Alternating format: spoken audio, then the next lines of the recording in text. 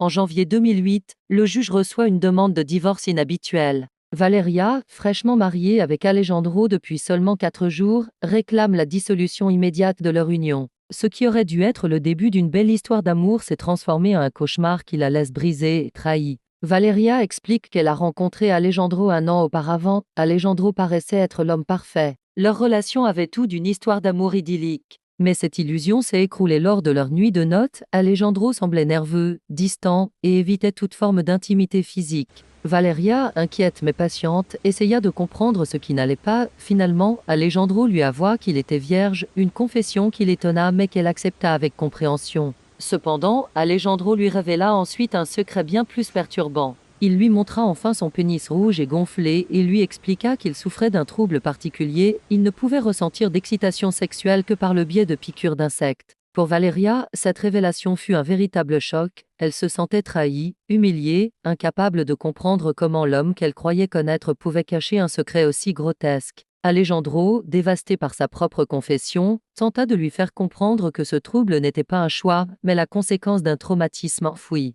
Il avoua qu'enfant, il avait été victime d'abus sexuels par son oncle. Ce traumatisme avait profondément marqué son esprit, créant un blocage psychologique qui l'empêchait de vivre une sexualité normale. Alejandro expliqua que c'est par hasard qu'il avait découvert, étant enfant, que les piqûres d'insectes provoquaient chez lui un soulagement physique et émotionnel. Ce mécanisme de défense s'était transformé en obsession au fil des années. Dégoûté par lui-même, Alejandro avait tenté d'ignorer ce problème, espérant qu'avec l'amour de Valeria, il pourrait enfin s'en libérer. Valeria, en écoutant ce récit terrible, se retrouve déchirée entre l'amour sincère qu'elle éprouve pour Alejandro et l'horreur de sa découverte. Le juge souligne que ce qu'Alejandro considère comme une perversion n'est en réalité que le symptôme d'un traumatisme non traité. Ce n'est pas une maladie incurable, mais un mécanisme de défense façonné par une expérience douloureuse et jamais confrontée. Alejandro admet qu'il a besoin d'aide et promet de consulter un spécialiste pour affronter ce passé qui le hante depuis trop longtemps. Le juge encourage Valeria à réfléchir avant de prendre une décision définitive.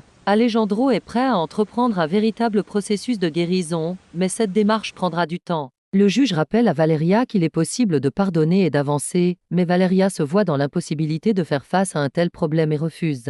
L'audience finit par la séparation du couple et le cœur brisé d'Alejandro.